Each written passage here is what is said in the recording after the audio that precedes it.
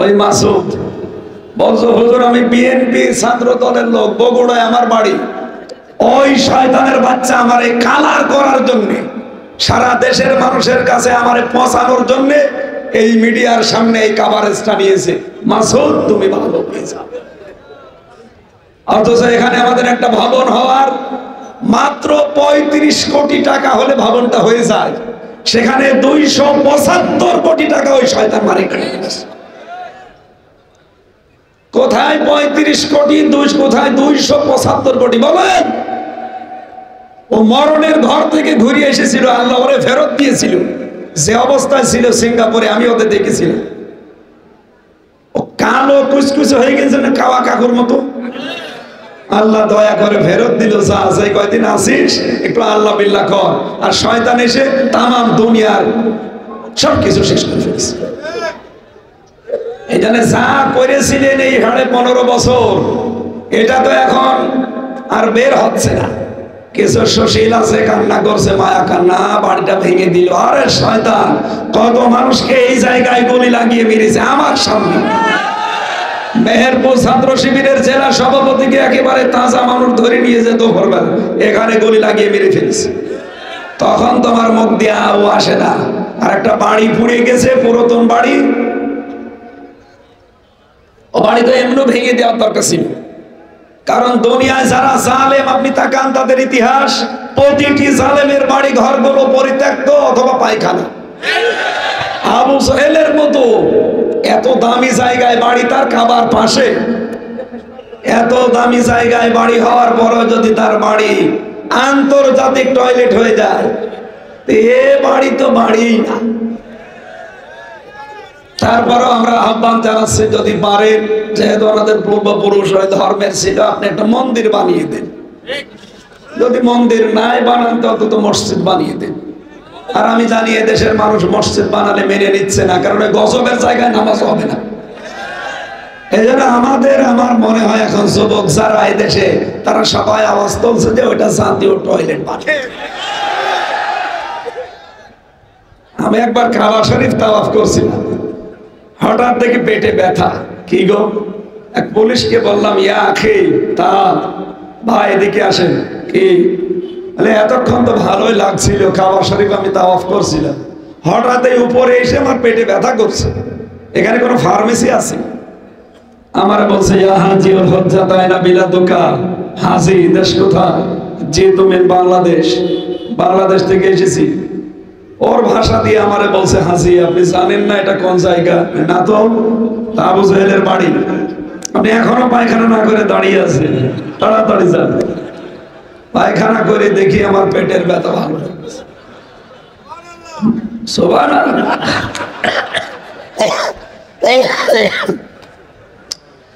আল্লাহ যেন আমাকে জানাতে চায়, হামসা এত টাকা খরচ করে আসলে 6,500 কিলোমিটার দূর সেই বাংলাদেশ, আরে শয়তানের বাড়িতে পায়খানা না করে চলে যাবা, তাড়াতাড়ি করো।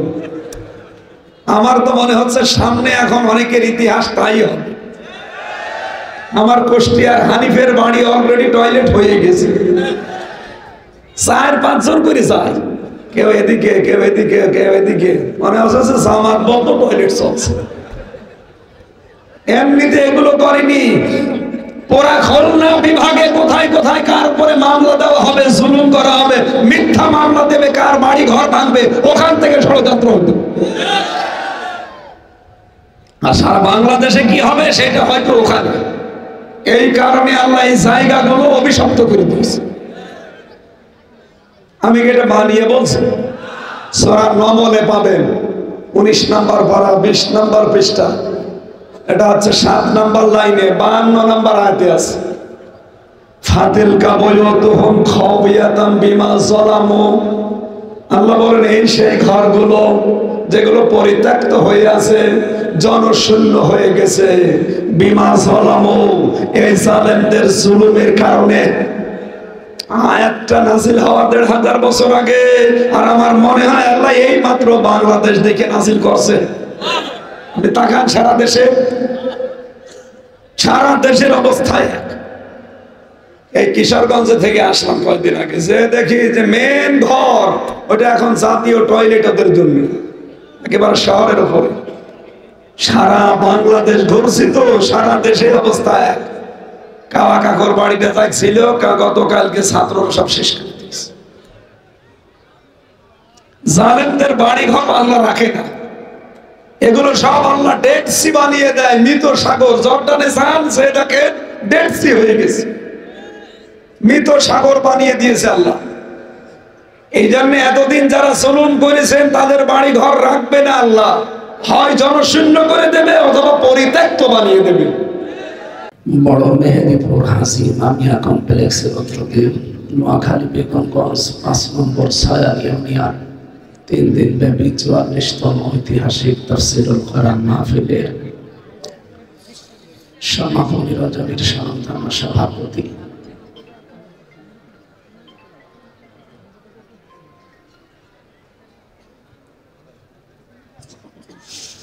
জনাব মোহাম্মদ ওমর ফারুক দামাত বারকাতুহুল আলিয়া, সম্মানিত পরিচালক, এই মাহফিলে আলোচনা রাখবেন এখনো যারা মাওলানা কামরুল ইসলাম সাঈদ আনসারী আসতেছে, মাওলানা নাসিরউদ্দিন, মাওলানা হুসাইন মাহফুজ। গত 2 দিন এখানে যারা কথা বলেছিলেন, বাংলাদেশের প্রথিতযশা আলেমে দ্বীন যারা, তাদেরকে আপনারা নিয়ে এসেছিলেন। বিশেষ করে মাওলানা আব্দুর রহিম মাদানী, মাওলানা ইসমাইল হোসেন, হাজার হাজার আলেমের উস্তাদ, মাওলানা সাদিকুর রহমান আজহারি, মুফতি হারুন ইজহার, মঞ্জুরুল হাসান, মাওলানা আহমদুল্লাহ, অন্যান্য উলামায়ে কেরাম, মঞ্চে বসা সম্মানিত ব্যক্তিবর্গ, সামনে বসা মুসলমান ভাইরা, পর্দার আড়ালের সম্মানিতা মা এবং বোনেরা, প্রশাসনের ভাইরা, প্রাণ প্রিয় নোয়াখালীবাসী, আল্লাহর দরবারে শুকরিয়া জানাচ্ছি যিনি আমাদের সুস্থ রেখেছেন, আলহামদুলিল্লাহ।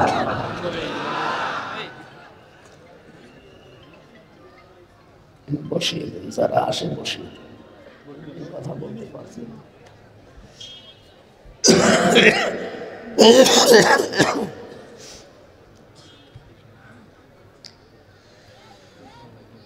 আমরা কোরআন কারীম শোনার জন্য এসে বসে আছি, শুনতেছি সেই সারাদিন মাগরিবের পর থেকে প্রায়, এবং এখনো প্রায় 1-1.5 ঘন্টা 2 ঘন্টা আপনাদের শোনা লাগবে। যারা আসতেছেন, আমার পরে বড় ভাই মাওলানা কামরুল ইসলাম আসলে অনেক বড় আলেম এবং তাফসীর কারক, আল্লাহ তাকে সুস্থ রেখেছেন। আমার সাথে চট্টগ্রামে ছিল দিনের বেলা, তার জবান দিয়ে হেদায়েতমূলক কথা আল্লাহ বের করবেন ইনশাআল্লাহ। আমার শরীর এবং কণ্ঠ দুইটাই দেবে গেছে, কথা বলতে পারছি না, আপনারা দেখতে পাচ্ছেন। আমি বারবার বলছিলাম যে আমি আসি, আমি হাসপাতালে ভর্তি হয়ে থাকি 1-2 দিন, আস্তে আস্তে স্বাভাবিক হয়ে যাবে। আপনারা যে বাস্তবতা তো বোঝেন না। না হুজুর আশায় লাগবে, এসে করবো কি বলেন? এই যে না হুজুর আশায় লাগবে, আবেগে সব চলে, বিবেক দিয়ে কিছু কাজ করা লাগে। কেন আলোচক তো আছে এখন 2-3 জন, এদেরকে দিয়ে চালিয়ে নিতে পারতেন। আমার পর এটা জুলুম হয়ে যাচ্ছে না?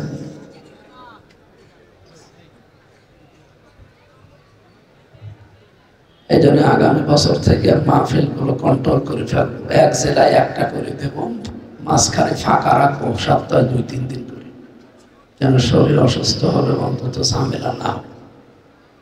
4-5 দিন যে কষ্টে যাচ্ছি, মানা করলাম এত করে, আজ 2 দিন আগে দাঁড়িয়ে কথা বলতে পারবো না, কণ্ঠ দিয়ে কথা বের হচ্ছে না। আপনারা যারা আছে ওনাদের দিয়ে চালিয়ে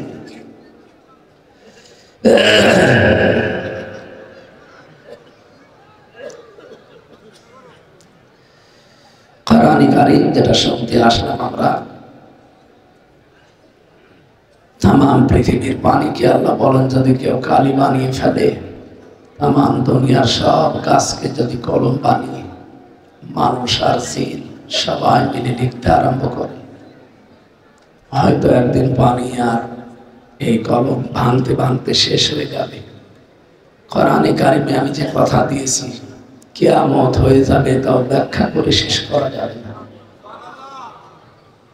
আমরা যে আয়াত পড়েছি এর পরের আয়াতে আল্লাহ এই কথাগুলো দিয়েছেন, আল্লাহ কানাল বাহারু মিদাদান লিকালিমাতি রাব্বি লানাফিদাল বাহারু ক্বাবলা আন তানফাদা কালিমাতু রাব্বি ওয়ালাউ জিনা বিমিসলিহি মাদাদা। সুতরাং 1 বছর পরে 2 দিন 3 দিন কোরআনের কথা শুনে আপনি কতটুকু পারবেন? এখানে সারা জীবনের সাথে লেগে থাকা লাগবে। এই মাহফিলগুলো দেওয়া হয় আমাদের উদ্বুদ্ধ করার জন্য, আমরা যেন থেমে না যাই। 5 ওয়াক্ত নামাজ আল্লাহ দিয়েছে। 5 ওয়াক্ত নামাজের একটা নির্ধারিত নিয়ম আল্লাহ জানিয়েছে। আপনি যদি 5 ওয়াক্ত নামাজে কোরআন কারীম ধারাবাহিকভাবে তেলাওয়াত করেন, সর্বোচ্চ 7 দিনে পড়া কোরআন শরীফ আপনি নামাজের ভেতরে পড়তে পারবেন। প্রত্যেক ফরজ নামাজ, ওয়াজিব নামাজ, সুন্নাত নামাজ, নফল নামাজ প্রতিদিন যদি আপনি পড়তে যান, দেখবেন পড়া কোরআন শরীফ 7 দিনে নামাজের ভেতরে তেলাওয়াত শেষ হয়ে গেছে। মাওলানা মামুনুল হক আর আমি জেলখানায় 3টা বছর আমরা এই নিয়ম করেছিলাম যে প্রতি 7 দিনে নামাজের ভেতরে পড়াটা শেষ করো, আর প্রতি 3 দিনে কোরআন শরীফ বাইরে এমনি তেলাওয়াত করে শেষ করব, আর প্রতি 1 মাসে অন্তত একবার যেন বাংলা অর্থটা শেষ করা যায়। এই জন্য কোরআনের সাথে যত সম্পর্ক মানুষের বাড়বে, তত আল্লাহর বড়ত্ব, তার মহানত্ব, তার বিশালত্ব সম্পর্কে আপনার ভেতরে জ্ঞান, গরিমা, চিন্তাশীল মন আপনার তৈরি হবে। এমন কিছু নেই আল্লাহ এখানে যা দেননি। মেয়েদের শরীর খারাপ হয় প্রতি মাসে 3 দিন, 5 দিন, 7 দিন, 10 দিন, এই কথা পর্যন্ত আল্লাহ কোরআনে কারিমে নবীর মাধ্যমে জানিয়ে দিয়েছে। পারিবারিক জীবনে মেয়েলি বিষয়। ওয়াসালুনাকা আনিল মাহিদ কুল হুয়া আযা ফাতাজিলুন নিসা ফিল মাহিদ। আল্লাহ তাআলা বলেন, হে নবী, ওরা যদি জিজ্ঞাসা করে মেয়েদের হাইজ সম্পর্কে, আপনি বলেন এটা একটা কষ্টদায়ক জিনিস, তোমরা মেয়েদের থেকে এই সময় দূরে থাকবা।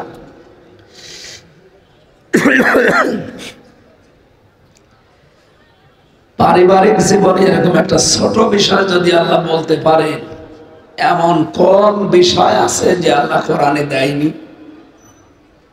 কথা বুঝতেছে?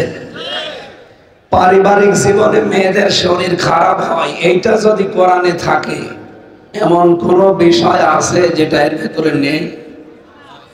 তারা যারা এই কথা বলেন যে কোরআনের সাথে রাজনীতির কোনো সম্পর্ক নেই, আপনি জানেন না। আমার এই ছোট মাথার ভেতরে কোরআনে কারিমে রাজনীতি করা লাগবে 918 জায়গায় আমি পেয়েছি। যাদের বড় বড় মাথা, এদের মনে হয় আরো বেশি পাওয়ার কথা। আমার ছোট মাথায় যদি 918 জায়গায় পায়, বড় বড় আলেম যারা আরো বড় মাথা, এরা আরো বেশি জায়গা পাবে না? কিন্তু যারা এই কথা বলেন যে না, এর সাথে কোরআনের সাথে রাজনীতির সম্পর্কই নেই, তো এটা একটা জীবন না? রাজনীতি করার জীবনের একটা পার্ট না? আপনি সমাজ ছাড়া যেমন চলতে পারবেন না, পরিবার ছাড়া যেমন চলতে পারবেন না, রাজনীতি ছাড়াও আপনি বাঁচতে পারবেন না। ওইটা না থাকলে মানুষ দুর্নীতিগ্রস্ত হয়। রাজনীতি একটা ইবাদত। বিশ্বনবী নিজের জীবনে কমপক্ষে 23 বছর তিনি রাজনীতি করেছিলেন। 13 বছর মার খেয়েছিলেন আর 10 বছর প্রেসিডেন্ট ছিলেন। এটা কি মিথ্যা কথা? এই কথাটা জানেন, এরপর আপনি কোন দিকে ফতোয়া দেন? সুতরাং বাস্তবতা এইটা, নবীজি যেহেতু 13 বছর মার খাওয়ার পরে 10 বছর এই কোরআন দিয়ে রাষ্ট্র চালিয়েছিলেন, আমরা অলরেডি দেশে 15 বছর মার খেয়ে ফেলেছি। কথা বলেন না কেন? এখন আমাদের উচিত এই কোরআন দিয়ে এই দেশ 10 বছর চালানো।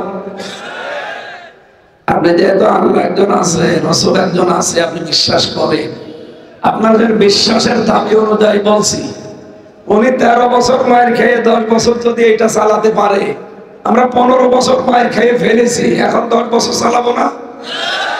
এখন এইটা চালাতে চাই আমরা 10 বছর।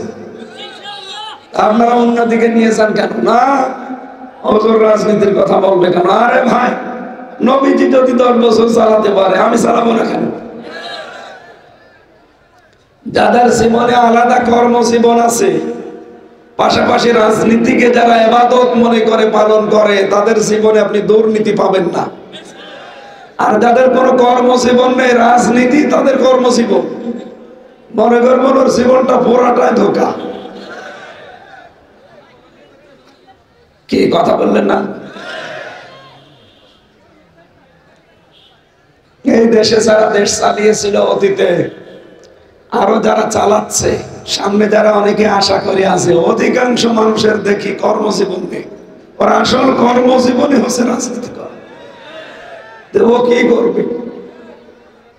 এই জন্য এই মানুষগুলো এত বেশি দুর্নীতি করে। আর যাদের আলাদা আলাদা কর্মজীবন তৈরি করা আছে, পাশাপাশি রাজনীতিকে যারা ইবাদত মনে করে, নামাজের মতো, রোজার মতো, ওদেরকে আপনি দেখবেন ওদের জীবনে কোনো দুর্নীতি নেই। দরকার হয় টুপি সেলাই করে খাবো, ওইটাও একটা কর্মজীবন। রাস্তা ছাড়ো দেবো, ওইটাও একটা কর্মজীবন।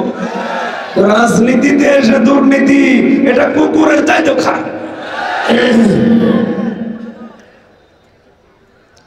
এই জন্য পৃথিবীতে কোন কাজ করলে আপনি কোন জাহান্নামের স্তরে পৌঁছাবেন, কোন কাজ করলে জান্নাতের কোন ঠিকানায় থাকবেন, আমি একটা বইও লিখেছি। এই বইটা জেলখানার ভেতরে হালকা করেছিলাম যে এই কাজ করলে আপনি এই জান্নাতের স্তরে যেতে পারবেন, আর এই কাজ করলে জান্নাতের অমুক জায়গায় যাবেন। আমরা অধিকাংশ মানুষ এখানে, মুরব্বী সহ, আমার মনে হয় যদি জিজ্ঞাসা করি এখন জাহান্নাম কয়টা বলেন তো? 7টা। জান্নাত আমিও এটা করেছি, কোনদিন চিন্তা ভাবনা করেছি এটা হয় আপনার শোনা কথা, না ওই 1 2 3 4 5 পড়া কথা। ওটা আমরা পড়েছি। এই কোরআনে কারিমে আল্লাহ এরকম তথ্য দেননি যে জান্নাত 8টা, জাহান্নাম 7টা, না, নেই। সূরা হিজরের 44 নম্বর আয়াতে আছে লাহা সাবাতু আবওয়াব, জাহান্নামের দরজা 7টা। জাহান্নামের দরজা কয়টা? লিকুল্লি ইমরিন লিকুল্লি বাবিম মিনহুম জুজউম মাকসুম।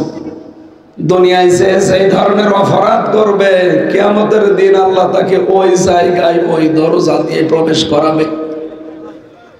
তাহলে আমাদের এই আয়াত থেকে শিক্ষা নেওয়া দরকার, আমি কোন কাজে আছি। জান্নাতের দরজা যেহেতু 8টা, জাহান্নামের দরজা 7টা।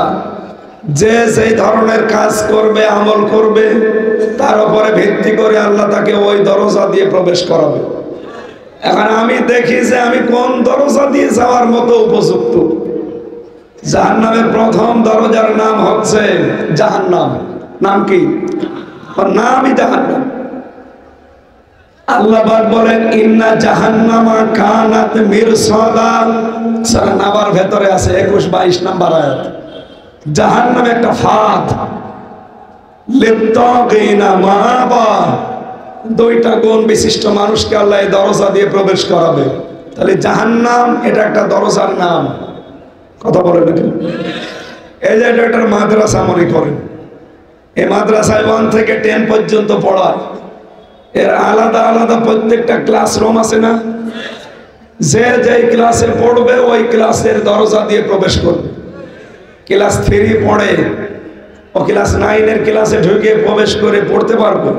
আর ওকে ঢুকতে দেবে? মাদ্রাসা কর্তৃপক্ষ যারা আছে বলবে বেটা তুই পড়িস 3 যা। আরো যদি দেখে যে না, এর যা অবস্থা, এর 3ও রাখা যাবে না। এক সাইডে যে কাজ ছিল বাবার কাছে, আব্বা বলছে কি হয়েছে? আব্বা রেজাল্ট দিয়েছে পরীক্ষার রেজাল্ট দিয়েছে তো ভালো, তুই কি পাস না ফেল? কথা বলে না, কান্নাকাটি করে। দিয়েছে তুই থাপ, তুই বলবি তো যে তুই পাস না ফেল। আব্বা ফেল করলে তো কথা ছিলাম 5-এ, নামিয়ে দিয়েছে 3। আমি যে ক্লাসে ছিলাম অন্তত ফেল করলে তো ওই ক্লাসে থাকতে পারতাম। এমন ছাত্র আমি পরীক্ষার রেজাল্ট দেখার পরে স্যারদের মাথা গেছে খারাপ হয়ে। আমি ছিলাম 5-এ, নামিয়ে দিয়েছে কোথায়? এখানে যে 1 থেকে 10 পর্যন্ত 10টা আলাদা আলাদা রুম আছে, 10টা ক্লাসে আলাদা আলাদা প্রত্যেক দরজা আছে না? যে যেই ধরনের তাকে ওই দরজা দিয়ে এ মাদ্রাসার যারা, স্কুলের যারা কর্তৃপক্ষ, স্যার যারা বলে এই দরজা দিয়ে তুই প্রবেশ কর, ওখানে লেখা থাকে 1 2 3 লেখা থাকে না? এখন দুনিয়াতে আপনি কি কি কাজ করছেন, এই কাজের উপরে ভিত্তি করে কিয়ামতের দিন আপনাকে আল্লাহ ওই দরজা দিয়ে প্রবেশ করাবে। এখানে যেহেতু মাদ্রাসায় একটা ক্লাসরুম 10টা, জান্নাতও একটা, জান্নাতের বাপ দরজা স্তর কোরআনে আমি 100টা পেয়েছি, নাম করা আছে 8টা। জাহান্নামের দরজা পেয়েছি 7টা, জাহান্নাম 1টা। এখানে যারা অবাধ্য, যে মানুষগুলো সীমা লঙ্ঘন করে আর আল্লাহর বিধানকে যারা অস্বীকার করে, এই 2টা গুণে গুণান্বিত মানুষদেরকে আল্লাহ জাহান্নামের দরজা দিয়ে প্রবেশ করাবে। 2 নম্বরের দরজার নাম হচ্ছে লাযা। কাল্লা ইন্নাহা লাযা নাযারাতাল লিশাওয়া তাদউ মান আদবারা ওয়া তাওয়াল্লা ওয়া জামাআ ফাআওয়া। সূরা মাআরিজের ভেতরে আছে লাযা, এটা তো ভয়ঙ্কর। রব্বুল আলামিন বলেন এখানে প্রবেশ করার সঙ্গে সঙ্গে মানুষের চামড়া খসে যাবে। এই ভয়ঙ্কর দরজা দিয়ে কাদেরকে প্রবেশ করাবো জানো? যে মানুষগুলো দুনিয়ার ময়দানে সত্যকে সত্য জানার পরে অ্যাবাউট টার্ন করে চলে গেছে। আর এটা বাংলাদেশে বেশি। এই কথা বোঝা লাগবে। চোখে আঙ্গুল দিয়ে দেখিয়ে দেওয়া হয়, তারপরও না, চলে যায়। আমি কি নাম ধরবো? 2 নম্বর আবার জামাআ ফাআওয়া। পৃথিবীতে যারা মাল সম্পদ জমা করতেই থাকে আর চিন্তা করে কি করে এটা সংরক্ষণ করে রাখা যায়, এই 2টা গুণ যাদের, তাদের আল্লাহ লাজাই দেবে। 3 নম্বরের দরজার নাম হাবিয়া। ওমা আদরাকা মা হিয়া নারুন হামিয়া। হে নবী, আপনি কি জানেন হাবিয়াটা কি? এটা জ্বলন্ত আগুন। এখানে কাদেরকে দেবেন? ওয়া আম্মা মান খাফফাত মাওয়াজিনুহু ফাউম্মুহু হাবিয়া। এই পৃথিবীতে যাদের ওজনের পাল্লা হালকা হবে তাদেরকে আল্লাহ হাবিয়ায় দেবে। এবার আসেন মূল কথায়। ওজনের পাল্লা বলতে বাংলাদেশে আমাদের একটা ভ্রান্ত ধারণা আছে। আমরা মনে করি মিজান, মিজানের পাল্লা। মিজানের পাল্লা মানে কি? এই দেখেন, দেখলেন? আপনার মতো আমিও জানতাম মিজানের পাল্লা মানে দাড়ি পাল্লা। আপনি এমন কোন অভিধান পৃথিবীতে পেয়েছেন যেখানে আরবিতে লেখা আছে যে মিজান মানে দাড়ি পাল্লা? নেই। আমি যত অভিধান বাংলাদেশে আছে সব আমি দেখেছি, একটাও পাই না। আমার বিশ্ববিদ্যালয়ে কোরআনের উপরে মাস্টার্স করা, তার মানে আপনার চাইতে অন্তত কোরআনের উপরে কিছুটা হলেও কিছু দখল আমার বেশি আছে। এত কিছু পড়াশোনা করে আমি মিজান মানে দাড়ি পাল্লা পাইনি। মিজান মানে মানদণ্ড। মিজান মানে কি? আপনি অভিধান নিয়ে আসেন, এটা লেখা আছে। অথচ সারা বাংলাদেশে আমরা জানি মিজানের পাল্লা মানে দাড়ি পাল্লা। বলেন তো একটা বাস্তব কথা, কিয়ামতের দিন আল্লাহ যে মিজানে মাপ দেবেন, এই যে মাওয়াজিনহু শব্দটা আছে আয়াতে, ওয়া আম্মা মান খাফফাত মাওয়াজিনহু, এই মাওয়াজিন শব্দটা কাকে বলে? এটা ভাঙতে হবে। কিয়ামতের দিন যেহেতু আল্লাহ মাপ দেবেন, আমল মাপবেন। মিজানের পাল্লায় কি মাপা হবে? আমল। আমল মানে কাজ। আমল আরবি শব্দ, বাংলা কি? এ পর্যন্ত বুঝেছেন কিনা বলেন? আমল মানে কি? মিজানের পাল্লায় আল্লাহ মাপ দেবে কি? কাজ, আমল। এখন কোন পাগলকে জিজ্ঞাসা করেন তো যে কাজ কি মানুষ দাড়ি পাল্লায় তুলে দিয়ে মাপে যে 10 কেজি কাজ? মাপ দেওয়া হবে কিয়ামতে, আল্লাহ এতটুকু বলেছেন, কিন্তু কিসে মাপ দেওয়া হবে এটা তো কোরআনে নেই। মিজান শব্দ আছে, মিজান মানে তো দাড়ি পাল্লা না, মিজান মানে হচ্ছে মানদণ্ড। মিজান মানে কি? তাহলে কিয়ামতে আল্লাহ মাপবেন যেহেতু আমল, নেক আমল, বদ আমল, ভালো কাজ, খারাপ কাজ। কথা বলে না কেন? তাহলে কাজ কি মাপে মানুষ দাড়ি পাল্লায় তুলে দিয়ে যে এদিকে 10 কেজি কাজ তুলে দিলাম, এদিকে 5 কেজি। কাজ মাপতে হয় গুরুত্বের ভিত্তিতে। কি কথা বলছেন তো? এই যে বিশাল প্যান্ডেল, যদি বলি এটা মেপে দেন তো দাড়ি পাল্লায় তুলে দেবেন, এটা মাপতে হলে কি লাগবে? হ্যাঁ, ফিতা লাগবে, ফিতা, গজ। এখন যদি এই যে চা দিয়েছেন, বলে এই চাটা একটু মেপে দেন তো, ফিতা দিয়ে মাপবেন কি দিয়ে?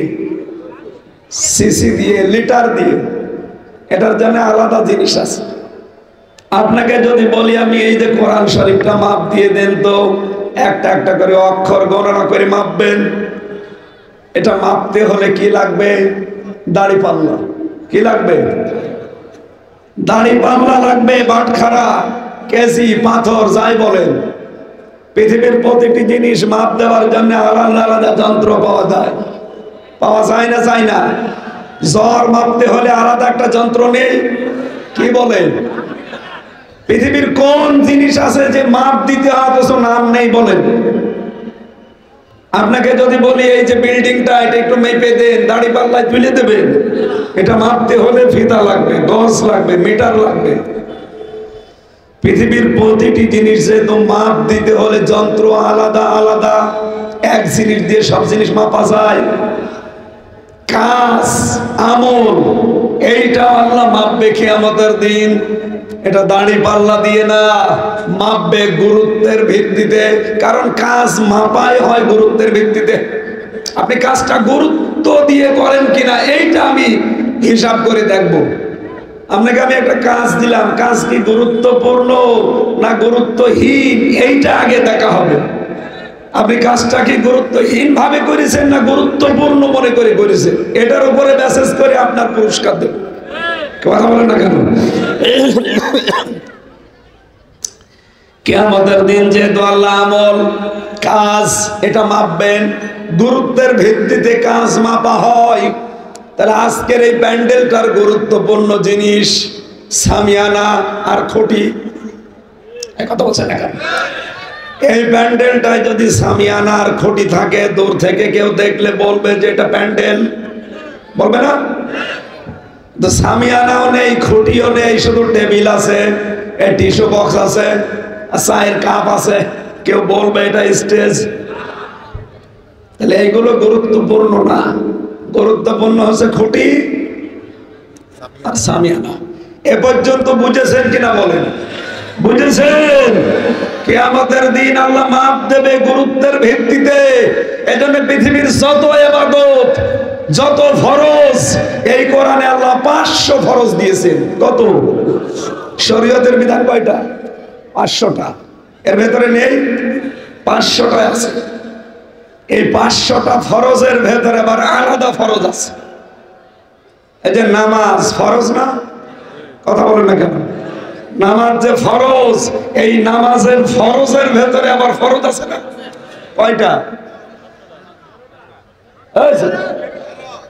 17 ফরজের। নোয়াখালী কি আলাদা জেলা নাকি আলাদা দেশ? 17 ফরজ কোথায় পেলেন আপনি? 13টা ফরজ। নামাজে বাইরে ভেতরে কয়টা ফরজ? কোনদিন চিন্তা করেছেন যে 13টা ফরজ কেন দিল আল্লাহ? আপনি মনে করেন এই যে এই লোকটা নামাজ পড়বে, 12টা ফরজ আদায় করেছে বাইরে ভেতরে দিয়ে, একটা ফরজ ছেড়ে দিয়েছে। ও যত সুন্দর নামাজ পড়ুক, নামাজ হবে? কারণ ফরজ নেই। কি 12টা আদায় করলো, একটা করে না, এজন্য সওয়াব হবে কয়টা? 0 হবে, 0, কিচ্ছু হবে না। এটা যেমন সহজে বুঝে ফেলেছে যে ফরজ বাদ গেলে আর কিছু থাকে না। হ্যাঁ, ওয়াজিব আছে 14টা। কয়টা? এটা যদি একটাও বাদ দিয়ে দেন আপনার নামাজ হবে, কিন্তু জরিমানা দেওয়া লাগবে সসিজদা। এ পর্যন্ত বোঝেন তো? নামাজের 13 ফরজের একটা ফরজ ছেড়ে দিলে 12টা সুন্দর করে আদায় করলে যেমন নামাজ হয় না, সওয়াব হয় না, শূন্য হয়, জিরো হয়। এই কোরআনে 500 শরীয়তের বিধান আছে, এগুলো গুরুত্বপূর্ণ। এই খুঁটি আর সামিয়ানার মতো আপনি যদি একটাও বাদ দেন আর একটার অস্তিত্ব পাবেন। কথা বলেন না কেন? এখানে শুধু খুঁটি টাঙিয়ে রাখেন তো কে বলবে প্যান্ডেল বলবে? শুধু সামিয়ানা দেবেন, প্যান্ডেল বলবে? আপনি প্যান্ডেল লাগাবেন কোথায়? সামিয়ানা। তাহলে এখানে দুইটা জিনিসই গুরুত্বপূর্ণ। আর বাকি যা আছে, লাইট, মাইক, টেবিল, টিস্যু, চা কাপ, বক্স, সবগুলো না থাকলেও এটা স্টেজ, এটা প্যান্ডেল। এই কথা বলে না কেন? এই কোরআনে শরীয়তের বিধান কতটা? আরো জোরে জবান খোলেন বলেন, আর একবার বলেন। 499টা আপনি মানেন, একটা মানেন না। কিয়ামতের দিন আল্লাহ যখন মিজানে মাপ দেবে তখন আপনার হবে শূন্য, জিরো, কিচ্ছু হবে না। আমি আশা করছি কথা বুঝেছে। তাহলে জীবনে গুরুত্বপূর্ণ খুঁটি আর সামিয়ানা ঠিক রাখা লাগবে। কি কথা বলেন না কেন? এই 500র ভেতরে মেসাক করা আছে, দস্তরখানা বিছিয়ে খাবার খাওয়া আছে, দাড়ি রাখা আছে, জোব্বা গায়ে দেওয়া আছে, টুপি মাথায় দেওয়া আছে। এই 500র ভেতরে যে কয়টা বললাম একটাও নেই। যে কয়টা আছে 500র ভেতরে ওইগুলোর খবর নেই। আমরা এখন মারামারি করছি মেসাক করা নিয়ে। এই কথা বলছেন না কেন? কিয়ামতে আল্লাহ মাপ দেবে আপনাকে গুরুত্বের ভিত্তিতে। গুরুত্বপূর্ণ কাজই তো আপনার জীবনে নেই। নামাজ যেমন গুরুত্বপূর্ণ, সুদ ছেড়ে দেওয়া গুরুত্বপূর্ণ। ওই বিধানে কোরআনে আছে না?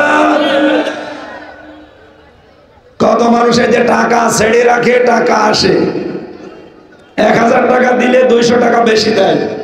এই এলাকায় আছে। এটা কি বলে? এটা মায়ের সাথে জেনা করার গুনাহ হচ্ছে। বলেন, মায়ের সাথে জেনা করে এসে আপনি নামাজে দাঁড়ালেন, নামাজ হবে?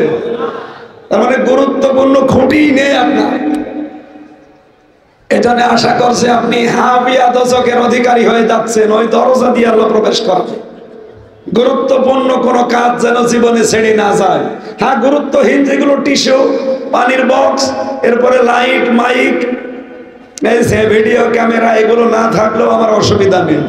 জীবনে আমি গুরুত্বহীন যেগুলো আছে এগুলো হাজার হাজার, এগুলো যদি 2-1টা কমও হয় সমস্যা নেই, কিন্তু এই 500টা আপনাকে মানায় লাগবে। কথা বোঝা গেছে? আল্লাহ যেন বোঝার সাহস করে দেন। 4 নাম্বারটার নাম হচ্ছে সাগীর। নাম কি? যারা কিয়ামত অবিশ্বাস করে, যে জবাব মবাব নেই, নো চিন্তা গফর দিয়ে এরকম করে বেড়ায়, তারা সাগীরে যাবে। 5 নাম্বারটার নাম হচ্ছে সাকার। যে মানুষগুলো নামাজে উদাসীন, নামাজ পড়ে কিন্তু নামাজের কোনো শিক্ষা নেয় না, যারা সমালোচনা করে মানুষের, যারা সমালোচনা করে মানুষের, আর যারা এতিম মিসকিনদের খাবারের ব্যবস্থা করে না, দারিদ্র মুক্ত করার জন্য কাজ করে না দেশে, আরো দারিদ্র কি করে হয় সে চেষ্টা করে। এই দেশটা থেকে এই 15.5 বছরে 62 লক্ষ কোটি টাকা পাচার হয়েছে। 62 লক্ষ কোটি। এই টাকাগুলো থাকলে দেশটা আজকে দাঁড়িয়ে যেত।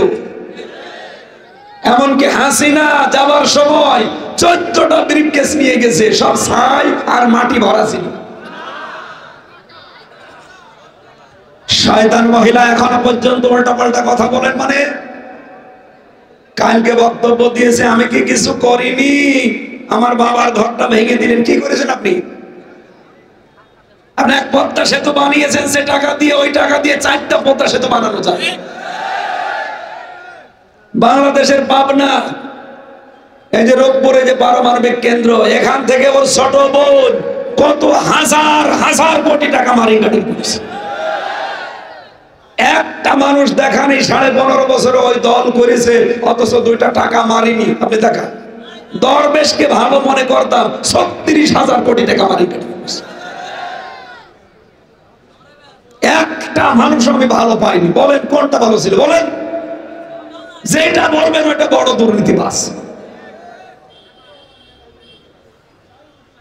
এই যে আপনার নোয়াখালীর কৃতি সন্তান কাওয়া, এই যে কত বড় শয়তান। আমি 4-5 দিন আগে গিয়েছিলাম বিআরটিআর অফিসে, আমার ওই গাড়ির কাগজ ফেল ছিল, আমি ঠিক করতে গেলাম। অফিসার আমারে বলছে, হুজুর আপনি তো ওই মাসুদ বলছো, হুজুর আমি বিএনপি ছাত্র দলের লোক, বগুড়ায় আমার বাড়ি। ওই শয়তানের বাচ্চা আমারে কালার করার জন্য, সারা দেশের মানুষের কাছে আমারে পৌঁছানোর জন্য এই মিডিয়ার সামনে এই কভারেজটা নিয়েছে। মাসুদ তুমি ভালো হয়ে যাও।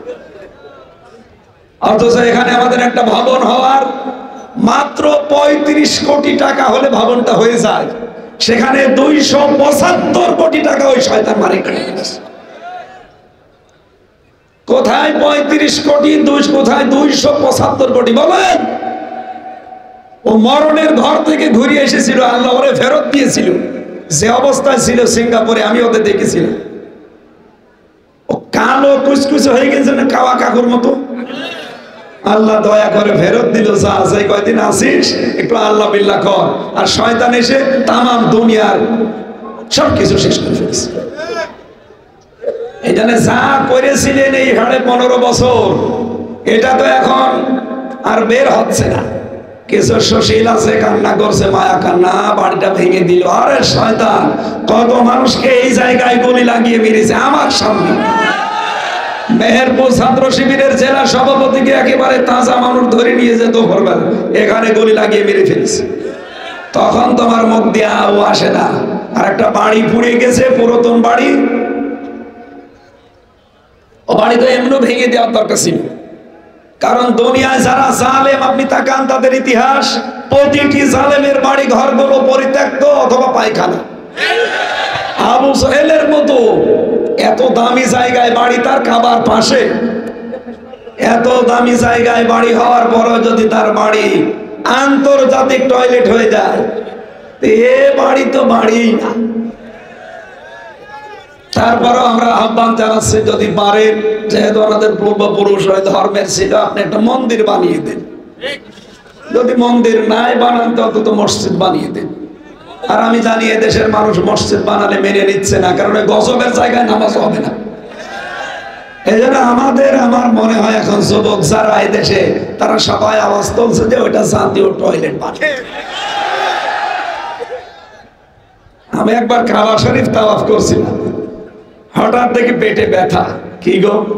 এক পুলিশকে বললাম, ইয়া আখি তা ভাই এদিকে আসেন। কি? এতক্ষণ তো ভালোই লাগছিল, কাবা শরীফ আমি তাওয়াফ করছিলাম, হঠাৎ এই উপরে এসে আমার পেটে ব্যথা করছে। এখানে কোনো ফার্মেসি আছে? আমার বলছে, ইয়া হাজি ওর হজ্জা তাইনা বিলাদুকা। হাজি দেশ কোথায়? যে তুমি বাংলাদেশ। বাংলাদেশ থেকে এসেছি। ওর ভাষা দিয়ে আমারে বলছে, হাজি আপনি জানেন না এটা কোন জায়গা? না তো। আবু জাহেলের বাড়ি। আপনি এখনো পায়খানা না করে দাঁড়িয়ে আছেন, তাড়াতাড়ি যান। পায়খানা করে দেখি আমার পেটের ব্যথা ভালো লাগছে। সুবহানাল্লাহ।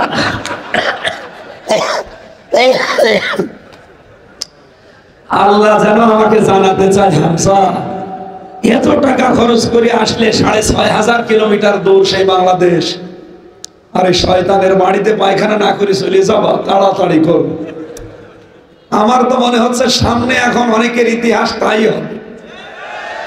আমার কুষ্টিয়ার হানিফের বাড়ি অলরেডি টয়লেট হয়ে গেছে, 4-5 জন করে যায়, কেউ এদিকে কেউ এদিকে কেউ এদিকে, মনে হচ্ছে জামাত বন্ধ, টয়লেট চলছে। এমনিতে এগুলো করেনি, পোড়া খুলনা বিভাগে কোথায় কোথায় কার উপরে মামলা দেওয়া হবে, জুলুম করা হবে, মিথ্যা মামলা দেবে, কার বাড়ি ঘর ভাঙবে, ওখান থেকে ষড়যন্ত্র হতো। আর সারা বাংলাদেশে কি হবে সেটা হয়তো ওখানে। এই কারণে আল্লাহ এই জায়গাগুলো অভিশপ্ত করে দিয়েছে। আমি এটা বানিয়ে বলছি, সূরা নমলে পাবেন 19 নম্বর পারা 20 নম্বর পৃষ্ঠা। এটা হচ্ছে 7 নাম্বার লাইনে 52 নাম্বার আয়াতে আছে, ফাতিল কাবয়তুহুম খাওয়ায়াতাম বিমা যালামু। আল্লাহ বলেন এই সেই ঘরগুলো যেগুলো পরিত্যক্ত হয়ে আছে, জনশূন্য হয়ে গেছে, বিমা যালামু, এই জালেমদের জুলুমের কারণে। আয়াতটা নাজিল হওয়া 1500 বছর আগে, আর আমার মনে হয় আল্লাহ এই মাত্র বাংলাদেশ দেখে নাজিল করছে। আপনি তাকান সারা দেশের অবস্থায়। এই কিশোরগঞ্জ থেকে আসলাম কয়েকদিন আগে, যে দেখি যে মেন ঘর ওটা এখন জাতীয় টয়লেট ওদের জন্য, একেবারে শহরের উপরে। সারা বাংলাদেশ ঘুরছি তো, সারা দেশের অবস্থা এক। কাওয়া কাকর বাড়িতে তাই ছিল, গতকালকে ছাত্ররা সব শেষ করে দিয়েছে। জালেমদের বাড়ি ঘর আল্লাহ রাখে না, এগুলো সব আল্লাহ ডেড সি বানিয়ে দেয়। মৃত সাগর জর্ডানে যান, সেটাকে ডেড সি হয়ে গেছে, মৃত সাগর বানিয়ে দিয়েছে আল্লাহ। এই জন্য এতদিন যারা জুলুম করেছেন তাদের বাড়ি ঘর রাখবে না আল্লাহ, হয় জনশূন্য করে দেবে অথবা পরিত্যক্ত বানিয়ে দেবে। এটা তো ছিল জালেমদের জন্য, পরের অংশটা আমাদের জন্য। ইন্না ফি যালিকা লাআয়াতান লিকাওমি ইয়ালামুন, এখানে লামে তাকিদ আছে। আল্লাহ বলেন অবশ্যই এর ভেতরে শিক্ষা আছে। কাদের জন্য? লিকাওমি ইয়ালামুন, যারা জ্ঞানী তাদের জন্য। সুতরাং আমরা যদি জ্ঞানী দাবি করে থাকি, আগামী থেকে যারা আসবেন এই বাংলার চেয়ারে যারা বলবেন, চিন্তা ভাবনা করে দেশ চালাবেন। যদি জুলুম করেন 5 বছর পরে আপনার বাড়িও শ্মশান হয়ে যাবে।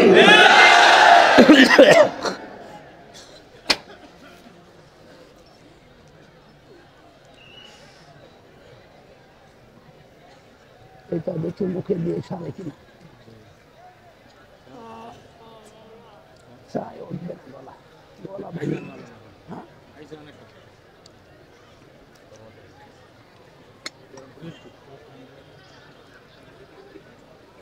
হ্যাঁ নষ্ট করার দরকার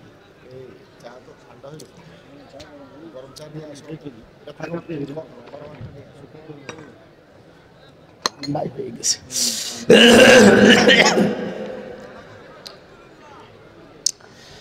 আরে ভাই, সালেমরা 3টা বছরে এমন কোন টর্চার নেই রিমান্ডে আমার শরীরের উপর করে না, একেবারে ধ্বংস করে দিয়েছে। মাথার চুল থেকে পা পর্যন্ত পুরাটা, কোনো 1 ইঞ্চি জায়গা বাকি নেই। শরীর যে ভেঙে গেছে এই কারণে। এই রিমান্ডে আর এই ফাঁসির কন্ডেম সেলের ভেতরে 3টা বছরের চিন্তায় ভাবনায়, খেয়ে না খেয়ে সব কিছু এখন দুর্বল। এখন স্বাভাবিক হতে আরো সময় লাগবে। আর ডাক্তাররা বলছে আপনার গলা যেহেতু বসে গেছে, আপনি একটু রেস্ট করেন, 5-7 দিন 10 দিন হাসপাতালে ভর্তি হয়ে থাকে।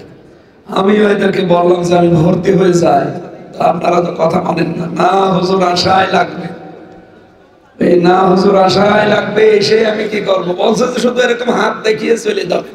চলে যায়, 45 মিনিট কথা বললাম, এরপরও বলছে না আমি মরে যাবো।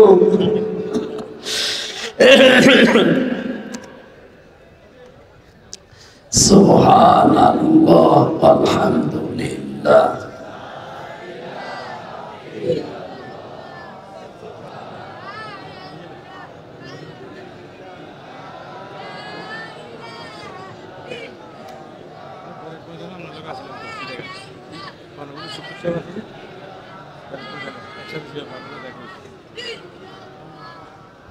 দিন থেকে গলা বসা, আমি ওই দিন চিন্তা করছি, ওদিনের গলা আজকের গলা।